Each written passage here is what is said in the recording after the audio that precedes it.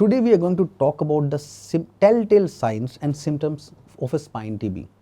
Let's suppose one person has back pain for a long time or a neck pain for a long time, and if you're worried whether it's spine TB or not, then I can tell you few symptoms or signs which, if they are there, then you should get a right guidance or the right consultation to make sure you're not having a silent form of spine TB.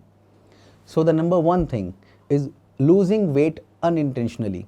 If in the last few months you have been losing body weight without doing any effort, it's a sign that you may have something other than the normal back pain. You should get yourself tested for this.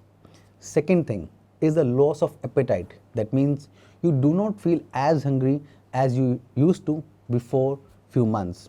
In this case also, it's a sign that something is wrong with the whole body or physiologically, which is causing this kind of trouble. Third thing, you're getting fever, especially fever which comes in the evening or after sunset and gets better in the morning or after sunrise. This is another thing which is very common in patients of spine TB and sometimes present initially when X-rays or MRIs are normal. Fourth thing, the lot of sweating in the night. That is, when you sleep, you go to sleep, you have a lot of sweating without any other reason. This also forms a complex of the symptoms which are commonly seen in spine TB patients. Fifth thing, if you have come in contact with or stayed in close contact with patients who have been suffering from tuberculosis for a long time, this makes you more susceptible to catch an infection from them and yourself getting infected from it. So I will again mention all the 5 things for you. Number 1, if you are having a back pain which has been there for long, plus you're getting if these 5 things, then you should get a good consult.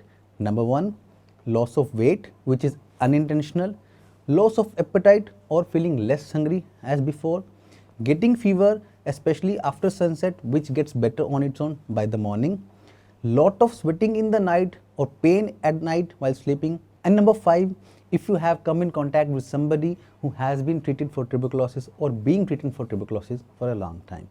I hope this information is helpful for the patients who are in kind of a diagnostic dilemma, what kind of problem they are suffering from, or if their back pain or neck pain is not something very serious to be taken care of.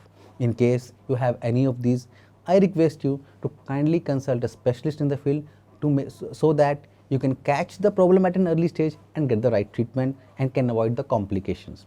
Thank you. We care about you.